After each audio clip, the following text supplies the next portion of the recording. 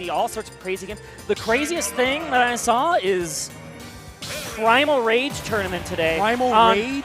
original arcade hardware. That is a super throwback.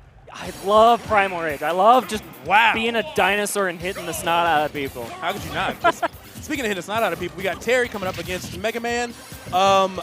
I don't know if it's just Twitter buzz, but there's a little bit of hype coming around Mega Man lately. There's something that's starting to shift. We're starting to see a little bit more Mega Man rep than we used to. I feel like this character could actually, at the proper range, could do pretty well against Terry.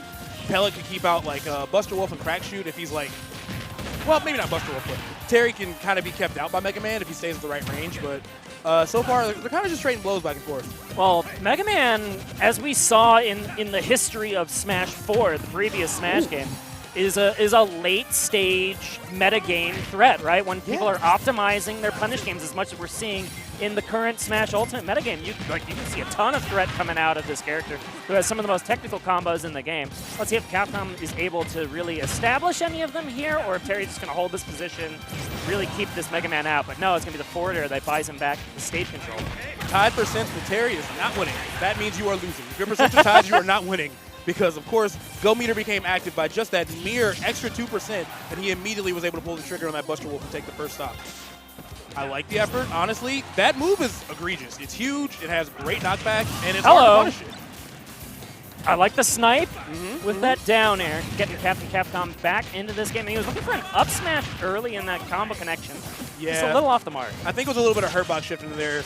Terry kind of like tucked his feet up a little bit. Something really small happened because that could have been a really nice combo for him.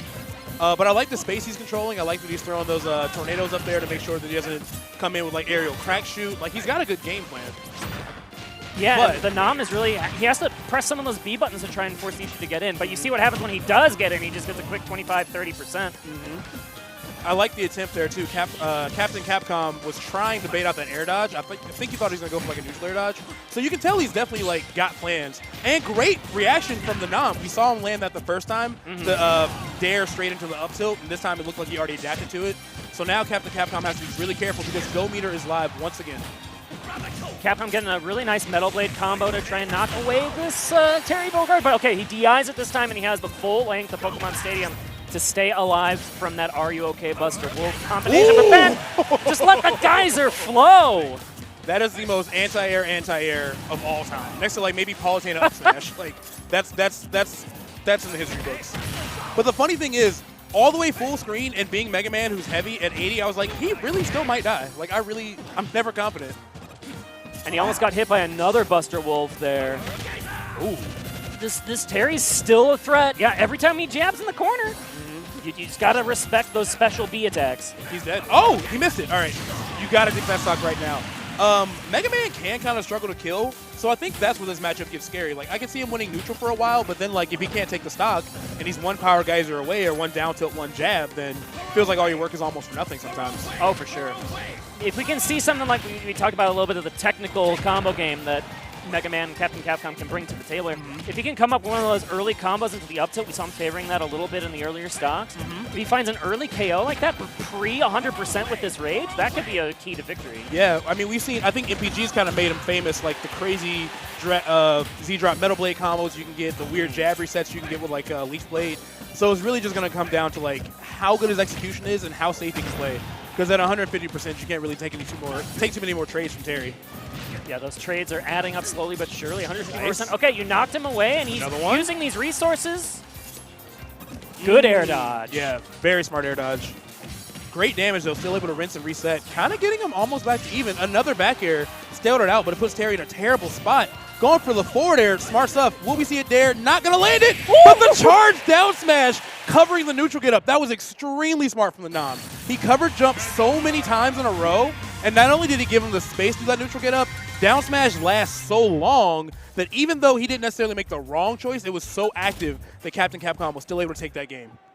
Incredible comeback from Captain Capcom there. So he didn't take away the go meter from like killing him pre 100%. You see, he's above 100%. He just took it away by not letting TheNom land a single time. Yeah. Just if you're not allowed to be on the stage, you can't press the Buster Wolf button. And exactly. It turns out to be a pretty good strategy as well. And we see TheNom switching over to Ken, actually. I feel like it's really common. If you play one like traditional FGC character, you play the other three. I feel like everyone kind of does this. But yeah, let's see if Ken can maybe get him some more mileage. I'm kind of curious to know how well Tatsu does against the pellets. That's going to be like a big factor here if he can take that horizontal space back. Hadouken could be pretty solid against him too. So I'm going to kind of be learning this in real time. Yeah, well, focus attack is not going to be very great for the reason you just saw there. Pellet 1, 2, 3 will eat through, and even the back air 1, 2, 3, that's multiple big hits. There's nowhere to run now for Ken, and it's even harder to recover with this character than Terry. Terry has more mix-ups, which means that as soon as you're locked into those Tatsus, it's 0 to death. Yeah, and that's something you see happen to these the FGC characters a lot, is like their recovery is very linear. And it looks like Capcom is extremely good at punishing it. And even when you're in this situation as Ken, you know you need to Tatsu, but it's always a good idea to like mix up when you're going to do it, maybe drop a little lower, not make it so predictable, because it looks like he's just doing it out of hit stun every time, and Capcom is just getting free damage. He's only at 11% so far the second game. It's a huge change from game 1. I feel like TheNom just has not touched the stage in a game and a third. Yeah, and the edge guard has been going for 3 stocks. You know, hey, let it rip. Send a message. Fight back. Yeah, that Shoryu is the first big damage TheNom has gotten in 1 and a third games. And another back air means that this leading is just going to continue for TheNom. Capcom looking strong in game 2 after having to claw it back in game 1. Yeah, Capcom getting the Capcom power-up at an actual FGC event. That's what it looks like over here. Oh, hey. Robert's back here. How's it going, buddy? Yeah, right now these up airs are just really taking on so much damage. He's not had any stage control. As soon as he side Bs, he dies. That's it. That's what I was saying. You can't just press that at a disadvantage because he's sniping that every single time. So unfortunate stuff going down for TheNom. But, you know, it's just beginning of pool. Just plenty of time to warm up. And there's probably a good lesson to learn from that interaction, too. Oh, yeah. As soon as that Tatsu was committed, it was really dealer's choice as to how Capcom wanted to finish that game. And it was Dare that time. We saw, I think, literally every aerial in the book cover one of those side Bs. Just, you could have killed him any way you liked, and Spike is the coolest one. He hit him with all